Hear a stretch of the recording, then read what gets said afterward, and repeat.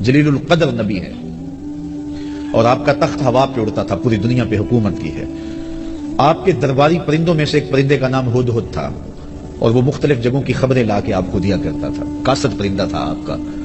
کچھ دن غائب رہا تو فرمایا کہ میں ہدہد کو نہیں دیکھ رہا، اگر اس نے کوئی معقول بہانہ نہ کیا، کوئی بات نہ بتائی، تو میں اس کو قتل کر دوں گا، ذبح کر دوں گا، یا شدید اس کو سزا دوں گا۔ خیر وہ آیا، اس نے ساری کہانی سنائی کہ حضرت میں ملک سبا میں نکل گیا تھا، وہاں ایک عورت ہے جو تخت و تاج کی مالکہ ہے، اور اس کا تخت اتنا بڑا ہے کہ 60 ہاتھ چوڑا، 80 ہاتھ لمبا، اور 1 ہاتھ شرم جو ہے وہ کونی تک ہوتا ہے۔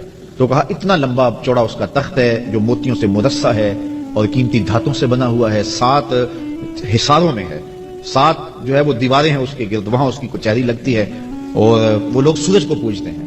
تو وہ خبر دی تو حضرت سلیمان نے ایک خط لکھا، اور خط کے اوپر بسم اللہ الرحمن الرحیم لکھا، اور کہا یہ میرا خط لے جاؤ اور جا کے اس کے تخت پہ پھینکاؤ، پھر دیکھو وہ کیا کہتے ہیں۔ وہ ہدہد حضرت سلیمان کا دیا ہوا خط لے کے ملک سبا میں پہنچتا ہے، جو وہاں سے 1 مہینے کی مسافت پر تھا، اور وہاں جا کے اس نے وہ کاغذ کا ٹکڑا جس کے اوپر یہ لکھا ہوا تھا آپ کے خط کی عبارت وہاں پھینک دیا۔ اس خاتون نے جب خط اٹھایا دیکھا کہ پرندہ پھینک گیا ہے، تو کہتے ہیں نبوت کا جلال ہوتا ہے، تو جو ہی اس نے خط کو پکڑا تو اس کا بدن کانپنے لگا۔ خیر اس نے صنادید اپنی قوم کے سردار بلائے، اور وہ کہتے ہیں 12,000 سردار تھے، ان کو بلا کے کہا کہ میرے پاس ایک معزز خط آیا ہے، اور اس میں یہ لکھا ہے کہ فرما بردار بن کے میرے پاس آؤ، اب بتاؤ کیا کرنا ہے۔ قوم نے کہا، جو سردار تھے قوم کے، اس میں آیان سلطنت بھی تھے، وزراء بھی تھے، اس میں فوجی زعماء بھی تھے، عسکری قوتوں کے سربراہ بھی تھے، سارے لوگ تھے، سیاسی عمائدین بھی تھے، سارے لوگ تھے۔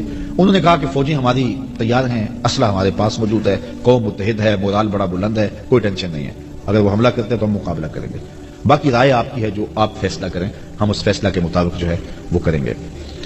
تو اس نے کہا کہ جب بادشاہ کسی ملک پہ حملہ کرتے ہیں تو پھر تاخت و تاراج کر کے رکھ دیتے ہیں، میں نہیں چاہتی کہ لڑائی کی نوبت آئے، میں ہدیہ بھیجتی ہوں، پھر دیکھتی ہوں کہ وہ کیا اس کا جواب دیتے ہیں۔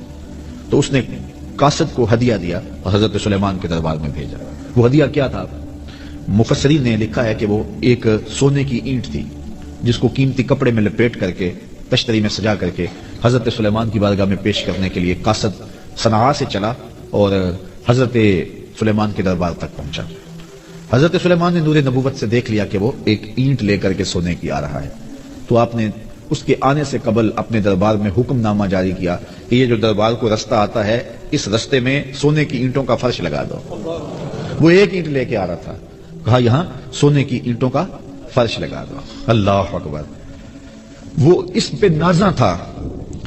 حضرت عمر فاروق رضی اللہ تعالیٰ عنہ کے زمانے میں جب ایران فتح ہوا تو ایران کی جو عجوبہ روزگار چیزیں تھیں، ان میں سے ایک چیز جو تھی جس پہ انہیں ناز تھا، جس پہ انہیں فخر تھا، وہ کیا تھا؟ بہار چین۔ ایک قالین تھا، اور وہ اتنا قیمتی تھا، اور وہ دربار شاہی میں بچھا ہوا تھا، اگر کسی کو اس قالین پہ بیٹھنا مل جاتا تو ساری زندگی ناز کرتا، میں بہار چین پہ بیٹھا ہوں جی۔ اور جب فتح ہوا ایران تو بہار چین بھی جو ہے وہ مال غنیمت میں آیا۔ تو اب مشورہ ہوا کہ اس بہار چین کو کہاں رکھا جائے، تو کسی نے کہا جی مسجد نبوی میں بچھا دیا جائے، ریاض الجنہ میں بچھا دیا جائے، کسی نے کہا کہ نہیں ایسے کیا جائے، کسی نے ایسے کیا جائے۔ حضرت عمر نے کہا میری رائے پوچھتے ہو؟ کہا جی، کہا اس کو مسجد کے باہر جہاں جوتیاں اتاری جاتی ہیں وہاں پھیلا دو، جب لوگ آئیں اور یہاں جوتے صاف کریں اور پھر مسجد میں آئیں۔ اور پھر ایسے ہی ہوا۔ وہ بہار چین جس پہ بیٹھنا لوگوں کے لیے باعث فخر تھا، کہا اس کو مسجد سے باہر بچھا دو تاکہ لوگ یہاں جوتے اتاریں تو آگے آئیں۔ اسلام ان چیزوں کو اہمیت نہیں دیتا ہے، تو وہ اینٹ پہ ناز کر رہے تھے، کہا یہاں فرش بچھا دو۔ اللہ اکبر! اور جب وہ وہاں پہنچا تو اس نے دیکھا، اور وہ کیا ہدیہ پیش کرتا؟ خیر حکم شاہی تھا، وہ ہدیہ لے کر آیا۔ تو حضرت سلیمان نے کہا کہ تم اپنے ہدیے پہ خوش ہوتے ہو، میں تمہارا ہدیہ لینے والا نہیں ہوں، اطاعت کر کے آ جاؤ ورنہ جنگ کے لیے تیار ہو جاؤ۔ جا کے اس نے پھر بتایا جا کے کہ حضرت ہم وہاں گئے ہیں ایک اینٹ لے کر، وہاں تو فرش میں بچھی ہوئی اینٹیں نظر آ رہی، ان کو ہمارے ان ہدیوں کی کوئی ضرورت نہیں ہے، وہ تو انہوں نے قدموں میں ڈال کے رکھی ہیں۔ خواجہ نظام الدین اولیاء کے پاس علاؤالدین خلجی آتا تھا، اس کی آرزو تھی کہ میں ان سے ملاقات کروں، آپ ملاقات نہیں کرتے تھے۔ آپ نے فرمایا کہ فقیر کی خانقاہ کے 2 دروازے ہیں، اگر تو ایک دروازے سے آئے گا دوسرے سے باہر نکل جاؤں گا، اور اگر تم نے زیادہ ضد کی طرح شہر چھوڑ جاؤں گا۔ خیر وہ آ ہی گیا تو خادموں نے آپ سے ملنے نہ دیا، پہرے دار کھڑے ہو گئے، تو اس نے سمجھا کہ یہ فقیر مر جائیں گے لیکن اپنی ڈیوٹی سے نہیں ہٹیں گے، تو اس نے کہا اچھا میں استبل حضرت کا دیکھنا چاہتا ہوں، حضرت کی خانقاہ دیکھنا چاہتا ہوں۔ تو جب استبل میں پہنچا تو جو گھوڑے تھے ان کی زنجیریں سونے کی تھی اور جو میخیں تھیں قلعے تھے وہ چاندی کے تھے۔ تو بڑا حیرت زدہ ہوا اور اس کو شرارت سوجی، اس نے کاغذ کے ٹکڑے پہ لکھا یہ کیا ہوا؟ فقیروں کے پاس بھی سونا چاندی اور بادشاہوں کے پاس بھی سونا چاندی۔ اور یہ کاغذ کا ٹکڑا اندر بھیجا. حضرت نظام الدین اولیاء نے دیکھا, اس کی پشت پہ لکھ کے دوبارہ بھیجا. فرق یہ ہے کہ بادشاہ خزانوں میں سنبھال کے رکھتے ہیں, فقیر گھوڑوں کے قدموں میں ڈال کے رکھتے ہیں.